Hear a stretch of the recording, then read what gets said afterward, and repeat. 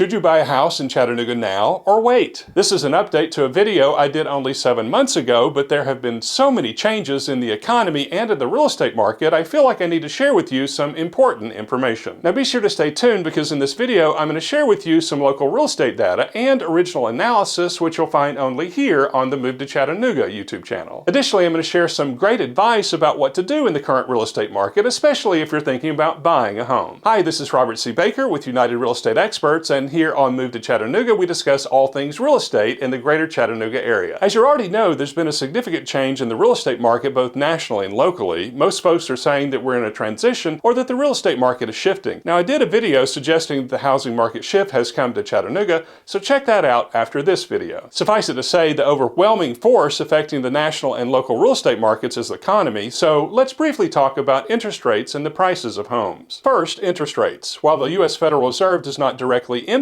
mortgage interest rates, everyone's attention is now focused on the Fed funds rate, which the Fed has been raising in order to tamp down inflation. In fact, there has been talk that the Fed may raise the Fed funds rate this week 75 basis points or 0.75%. But when you hear about the Fed raising interest rates, they're not talking about mortgage interest rates. Sadly, some folks, including real estate agents, do not understand that the Fed does not dictate mortgage interest rates. What the Fed does do, among other things, is raise and lower the Fed funds rate, which is the rate that banks lend to each other. Although the Fed does not control mortgage interest rates, the Fed's operations in the economy do impact mortgage interest rates. Additionally, the Fed funds rate does directly impact the interest rate you pay on your credit card, home equity line of credit, new car loans, and some new student loans. Now, mortgage interest rates are influenced by a number of factors, including the overall economy, and since June of 2022, we've not seen 30-year mortgage rates this high since the end of the 08-09 housing market crisis. What does that mean, practically speaking? It means that this recent rise in mortgage interest rates cost you more each month in monthly mortgage payments. For example, if you had purchased a $350,000 home at 3.63% a few months ago, you'd be paying $1,573 per month. But now, if your 30-year mortgage interest rate had gone up 2 percentage points and you were paying 5.63%, that's $335 more you'd have to pay every single month. That said, a recession could actually cause mortgage interest rates to decline. Let me say that again. If we have a recession, we could see mortgage interest rates go down. At current mortgage interest rates, buyers have been in the market for a while anticipating paying a certain amount in monthly mortgage payments are faced with a choice. They can either continue looking in the same price range as they were looking before, or they can begin to look at less expensive properties, or maybe they just want to get out of the buying game altogether. And that's what some buyers are doing. They are deciding to sit this one out. They're going to wait until mortgage rates either level off or go down, or they're just going to put off a purchase for a year or more. And really, you can't blame them. Interest rates have been so low for such a long time, we've gotten spoiled, haven't we? And now that they've nearly doubled, you're talking about hundreds of dollars more in monthly mortgage payments, and some folks simply can't afford that. The second thing that's putting pressure on the market is year-over-year rising home prices, and there's a number of reasons for that as well, and here we'll discuss two.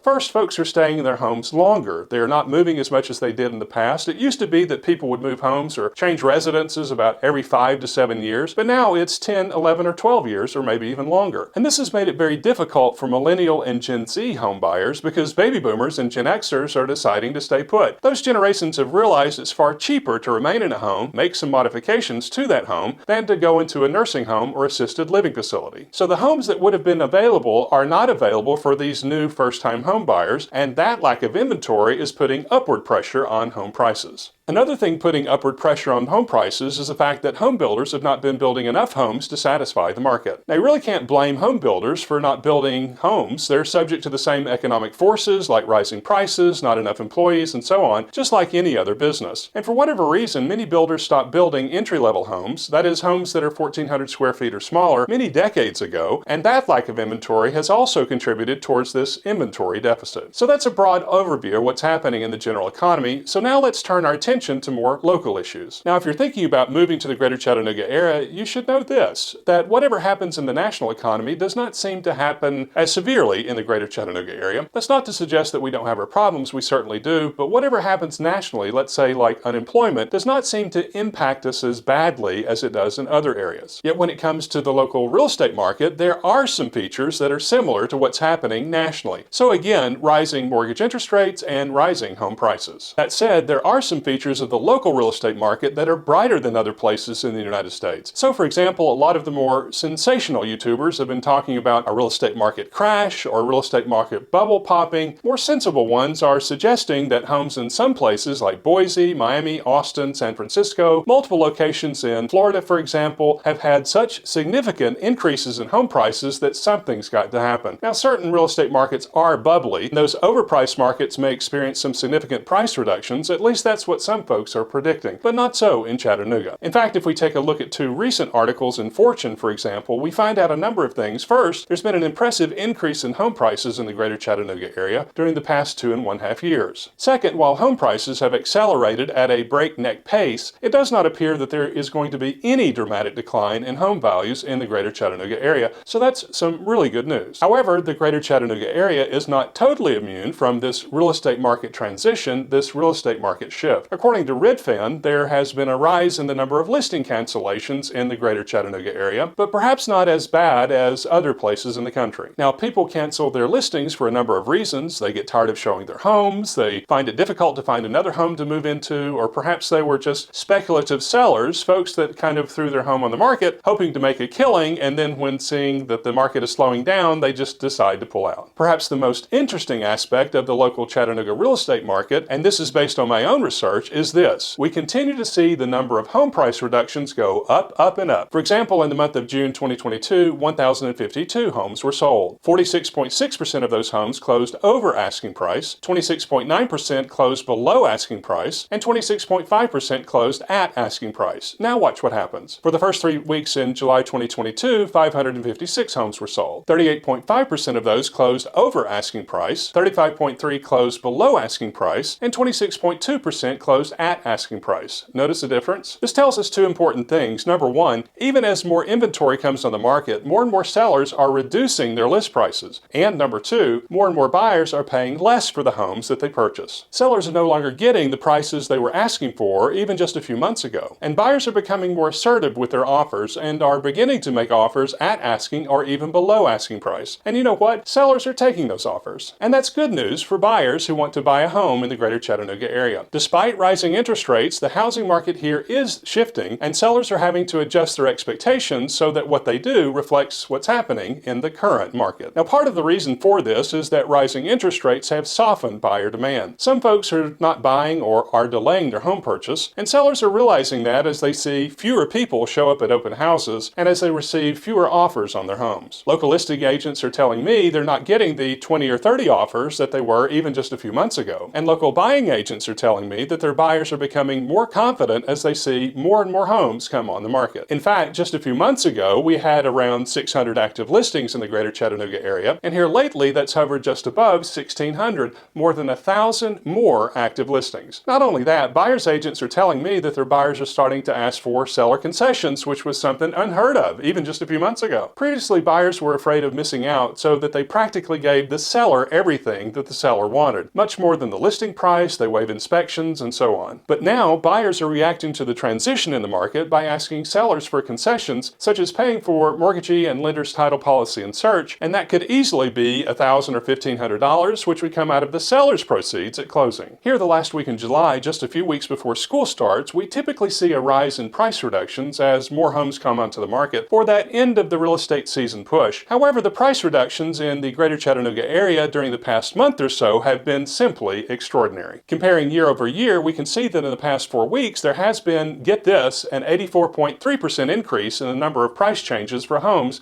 listed on the Greater Chattanooga area market. Now, these are unfiltered numbers. There may be one or two in the mix that were price increases, say for a new construction situation, but the overwhelming majority were price reductions where the sellers reduced their prices. Should you buy a home in the Greater Chattanooga area now or wait?